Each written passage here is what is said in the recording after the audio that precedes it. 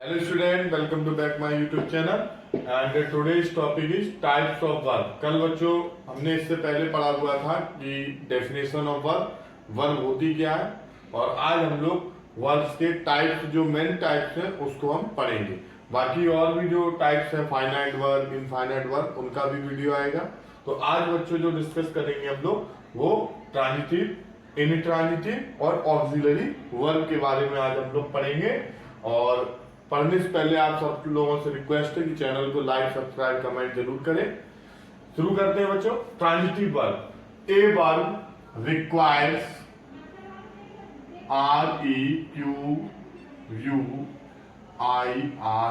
REQUIRES, requires an object after it to complete its sense।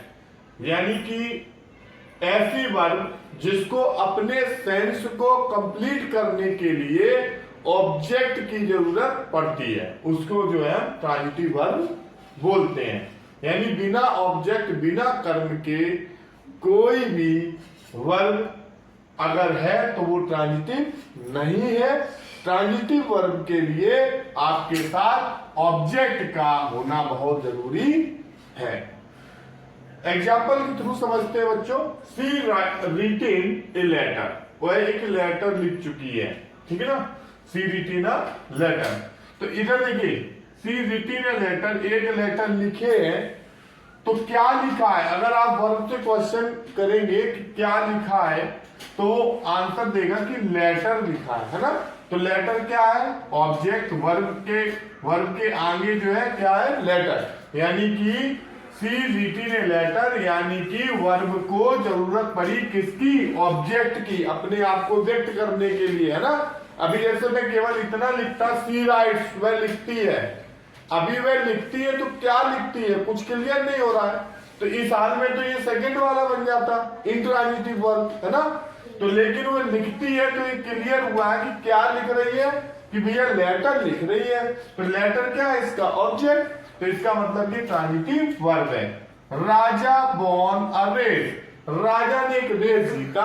राजा ने क्या जीता, von से देखिए तो आपको जो आंसर मिल रहा है रेस, यानी कि राजा ने रेस जीती है, तो रेस ऑब्जेक्ट हुआ।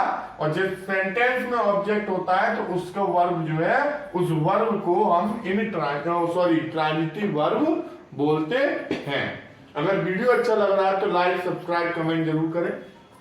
नेक्स्ट देखते हैं। यू किल ए स्नेक, तुम एक स्नेक को मारे थे, है ना।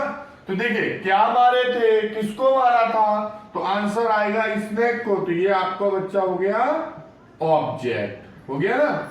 जब ये ऑब्जेक्ट हो गया, और जिस वर्ब में ऑब्जेक्ट होता है उसको बोलते हैं ट्रांजिटिव वर्ब। हिंदी अगर बच्चों इसका देखा जाए तो हिंदी में आप सब पढ़ते होंगे सकर्मक क्रिया, सकर्मक क्रिया, तो यही है, ठीक है। अब इसका अगर आप देखें तो सा को इधर हम ले सकते हैं साहित्य में, और कर मीन्स होता है बच्चों ऑब्जेक्ट। यानी ऐसा क्रिया, ऐसी क्रिया जो किसके साथ है, कर्म के साथ, यानी विद ऑब्जेक्ट है ना, उसको बोलते हैं ट्रांजिटिव वर्ब। ये आप लोगों के लिए, इसमें आप लोग बताएंगे कि इसमें वो ऑब्जेक्ट कहां पर है, क्लियर, इसमें ऑब्जेक्ट कहां पर है। नेक्स्ट देखते हैं बच्चों इनट्रांजिटिव वर्ब। इसका हिंदी अगर देखें तो हिंदी बच्चों होता है इसका अकर्मक क्रिया, अकर्मक क्रिया, क्लियर। अब इसका भी सेंस हम इधर ही देखते हैं। आ को निगेटिव बोध के लिए लेंगे तो आ मीन्स नहीं, कर्म मीन्स कर्म, यानी जिस क्रिया के साथ कर्म नहीं है उसको बोलते हैं इनट्रांजिटिव वर्ब, और हिंदी बोलते हैं अकर्मक क्रिया। अब इंग्लिश से इसको समझने का प्रयास करें। आप लोगों ने कंप्लीट का अपोजिट पढ़ा हुआ इनकम्प्लीट, तो देखिए इन पहले ही दिया है, और ट्रांजिटिव क्या इनकम्प्लीट है, ट्रांजिटिव। अब ट्रांजिटिव कब इनकम्प्लीट होगी, जब इसके साथ ऑब्जेक्ट नहीं होगा, ये समझाने के लिए। और अदरवाइज आप हिंदी से भी इसका सेंस दीजिए, आ मीन नहीं, कर्म मीन ऑब्जेक्ट, जिसके साथ ऑब्जेक्ट नहीं है वो कर्मक क्रिया है। ठीक है, डेफिनेशन देखते हैं। ए verb which does not require an object, ऐसी क्रिया जिसको ऑब्जेक्ट की जरूरत नहीं है, आफ्टर इट टू कंप्लीटेड, अपने सेंस को कंप्लीट करने के लिए उसको किसी ऑब्जेक्ट की जरूरत नहीं है, तो ऐसी वर्ब को हम इंट्रांजिटिव वर्ब बोलते हैं। एग्जाम्पल के थ्रू समझते हैं बच्चों। The students are playing, students खेल रहे हैं, केवल इतना क्लियर हुआ है कि स्टूडेंट्स खेल रहे हैं। क्या खेल रहे हैं? बॉल, फुटबॉल, टेनिस, क्रिकेट, है ना। कुछ क्लियर नहीं, कहाँ खेल रहे हैं, ग्राउंड में, घर पर, कुछ भी क्लियर, बस प्लेइंग, खेल रहे हैं। यानी इसका ऑब्जेक्ट है ही नहीं वर्ब का, क्या खेल रहे, कैसे खेल रहे, कहाँ खेल रहे, कुछ नहीं पता चल रहा है। इसका मतलब ये इंट्रांजिटिव है, इसका ऑब्जेक्ट तो आगे दिया ही नहीं गया है। ही रिटर्न आफ्टर ए वीक, वह एक सप्ताह बाद लौट कर आया। कहां से लौट कर आया, ठीक है, क्या कर रहा था, कहां से आया, कैसे लौट कर आया, कुछ क्लियर नहीं है, तो ये भी वर्ब जो है इंट्रांजिटिव वर्ब है। द गर्ल्स वर वीपिंग, लड़कियां रो रही थी।